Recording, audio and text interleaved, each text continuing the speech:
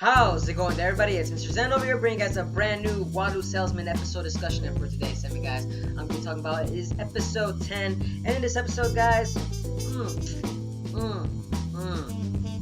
one's going right through the feels, folks. Right through the feels. And honestly, this episode, guys, I kind of say that the first half and the second half of the episode, these two stories, they were really more family oriented, as they could say that it dealt with actually the person's actual ability to actually cope with loneliness itself. Because the first half it dealt with you could say this hardworking construction guy.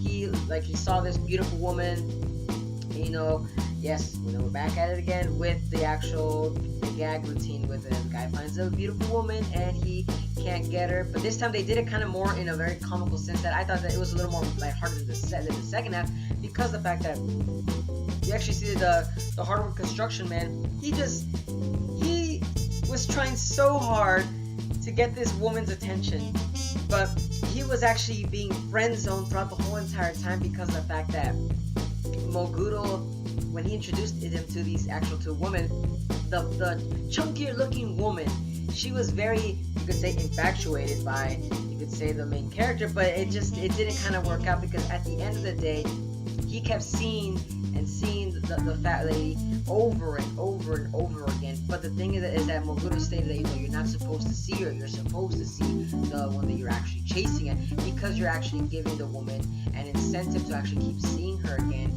And the fact that the fat lady's not gonna get her feelings over you, with that reasoning in mind, then of course you're gonna be putting yourself in a hole. Moguro actually was being real. He was being real with the guy, but just the fact that the guy didn't take the hint. Honestly, what I personally would have done is, if I was in that situation and the fact was there, I would have said, you know what? Why won't you invite your friend over? I won't go with you until your friend comes, because I feel bad. Your friend's always ditching us together. We should all go somewhere together. Boom, something along the lines of that, and that would have made sense.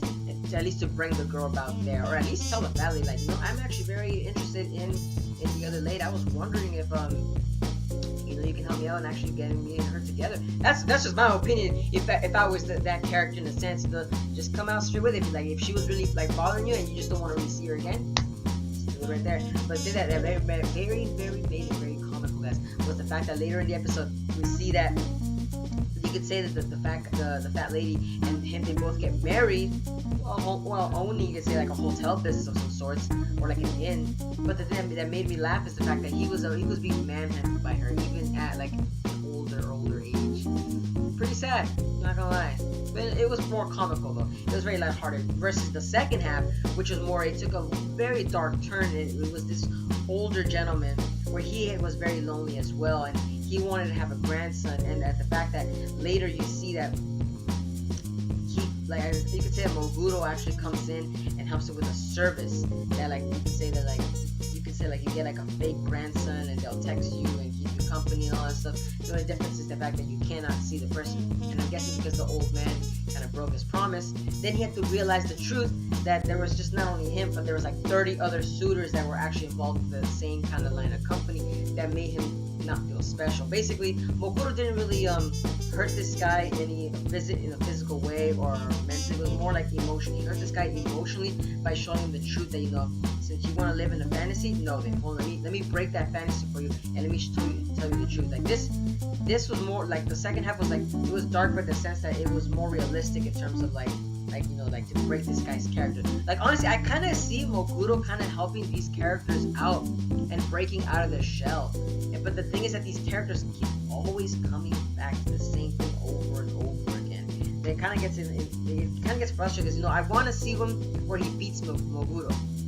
That's what I want to see. I'm hoping there's somebody that can actually come in and say, no, Moguro, I don't want that. I'm going to do what I want to do. Because sometimes what I noticed that when Moguro does in the episodes, that he really insinuates a lot of things I don't want you to do this, but I know you're going to do it.